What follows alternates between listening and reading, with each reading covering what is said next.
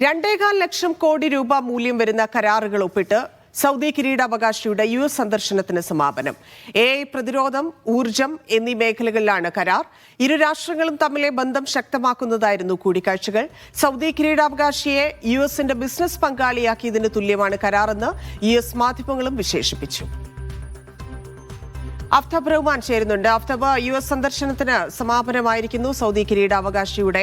നേരത്തെ തന്നെ ട്രംപിന്റെ സൗദിയിലെ ലക്ഷ്യങ്ങൾ നമുക്കറിയാം. ഇപ്പോൾ നടന്നിരിക്കുന്ന ചർച്ചകൾ ഏതൊക്കെ മേഖലകളിലാണ്, എന്തൊക്കെ കരാറുകളിലാണ് ഒപ്പുവച്ചിരിക്കുന്നത്?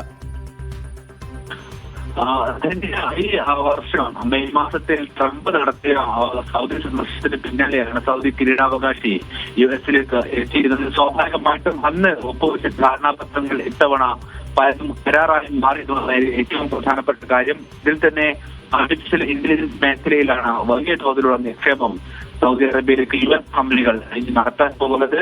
അതോടൊപ്പം വ്യത്യസ്തമായ ഇതര മേഖലയിലേക്കുമുള്ള കരാറുകൾ ഇതിനകം തന്നെ പ്രഖ്യാപിച്ചിട്ടുണ്ട്. ഏതാണ്ട് $575 ബില്യൺ കരാറുകൾ സൗദി അമേരിക്കൻ കമ്പനികൾ തമ്മിൽ തന്നെ ഒപ്പുവെച്ചിട്ടുണ്ട്. ഇത് വ്യത്യസ്ത മേഖലയിലായിക്കൊണ്ടാണ്. പ്രത്യേകിച്ച് ഊർജ്ജം ഉൾപ്പെടെയുള്ള കൃത്രിമ ബുദ്ധി, പ്രതിരോധം, ബഹിരാകാശം, ധനകാര്യം, വിദ്യാഭ്യാസം, അടിസ്ഥാന സൗകര്യം, ആരോഗ്യ സംരക്ഷണം എന്നിങ്ങനെ വ്യത്യസ്തമായ മേഖലയിലാണ് ഈ തന്ത്രപ്രധാന സഹകരണം വർദ്ധിപ്പിക്കുന്ന കരാറുകൾ ഒപ്പുവെച്ചിരിക്കുന്നത്. ഇതിൽ ഏറ്റവും പ്രധാനപ്പെട്ട കാര്യം ഇലോൺ മസ്കിന്റെ ഉൾപ്പെടെയുള്ള വിവിധ കമ്പനികൾ AI മേഖലയിലേക്ക് സൗദി അറേബ്യയെ സഹായിക്കാനായി എത്തുന്നുള്ള ഏറ്റവും പ്രധാനപ്പെട്ട കാര്യം. പ്രതിരോധത്തിലേക്ക് വരുമ്പോൾ F-35 ഉൾപ്പെടെയുള്ള യുദ്ധവിമാനങ്ങൾ സൗദി അറേബ്യക്ക് നൽകാൻ US ഭരണകൂടം തീരുമാനിച്ചതും ഏറ്റവും പ്രധാനപ്പെട്ട കാര്യമാണ്. പക്ഷേ ഇതിന് US കോൺഗ്രസിന്റെ അനുമതി വേണം. അത്തരത്തിൽ സാങ്കേതിക തടസ്സങ്ങൾ സ്വാഭാവികമായിട്ടും ആയുധ ഇടപാടുകൾ വരുമ്പോൾ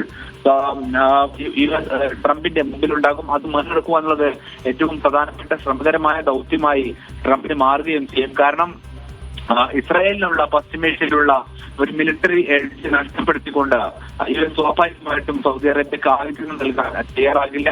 പക്ഷെ അതിന് എക്സിക്യൂട്ടീവ് ഓർഡറിലൂടെ മറികടക്കാനാണ് ട്രംപ് ശ്രമിക്കുന്നത്. എങ്കിൽ പോലും ദീർഘകാലാടിസ്ഥാനത്തിൽ ആ കരാർ എത്രമാത്രം നിലനിൽക്കുമെന്നുള്ളത് പ്രധാനപ്പെട്ട ചോദ്യമാണ്. അതിന് US കോൺഗ്രസിന്റെ അനുമതി ആവശ്യമായി വരും എന്നതുകൂടി ഇതിൽ പ്രധാനപ്പെട്ടതാണ്. ഏതായാലും വലിയ തോതിലുള്ള കരാറുകൾ കഴിഞ്ഞ ട്രംപ് സന്ദർശനത്തിലുണ്ടായിരുന്ന അതിന് സമാനമായ കരാറുകൾ ഇത്തവണ കിരീടാവകാശിയുടെ തന്ത്രപ്രധാനമായിട്ടുള്ള എല്ലാ മേഖലകളിലും കരാർ ഒപ്പിട്ടിരിക്കുന്നു.